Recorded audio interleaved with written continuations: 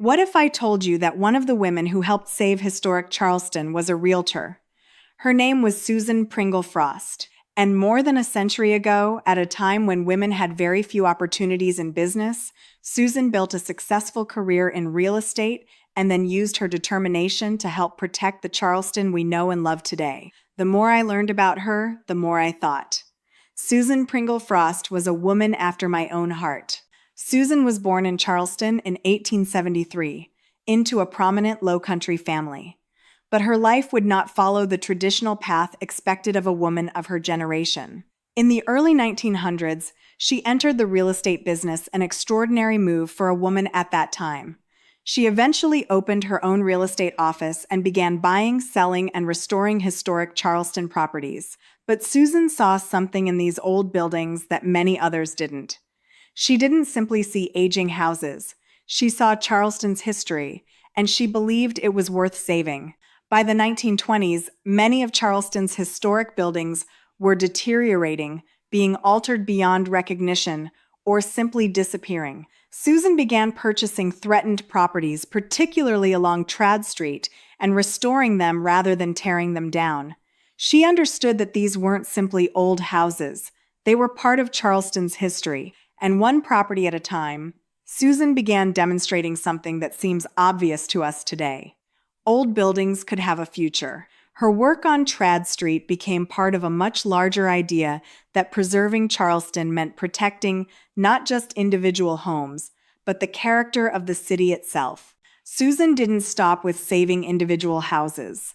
She understood that Charleston's character came from entire streets, neighborhoods, and the relationship between its buildings. Her advocacy helped build momentum for something groundbreaking. In 1931, Charleston adopted the nation's first local historic district zoning ordinance, creating the Board of Architectural Review and giving the city a way to protect historic buildings from inappropriate alteration or demolition. It was a revolutionary idea at the time that a city's architectural history wasn't simply old property. It was something worth protecting for generations to come.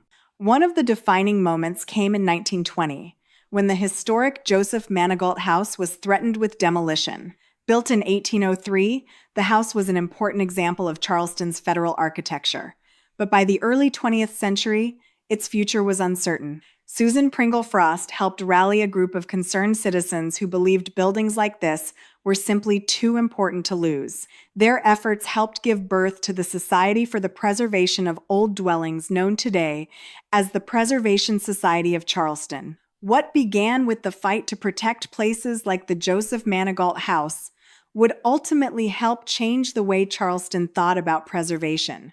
More than a century later, Susan Pringle Frost's legacy is still all around us. It's there when we walk down Trad Street, when we admire a beautifully preserved Charleston home, and when we turn a corner and discover a piece of the city's past still standing. Susan understood something long before most people did. A home isn't simply bricks and mortar. A neighborhood isn't just a collection of properties. Together, they tell the story of a community. Maybe that's why I feel such a connection to her. She was a realtor, an entrepreneur, a woman who wasn't afraid to do things a little differently, and someone who believed the places we call home are worth protecting.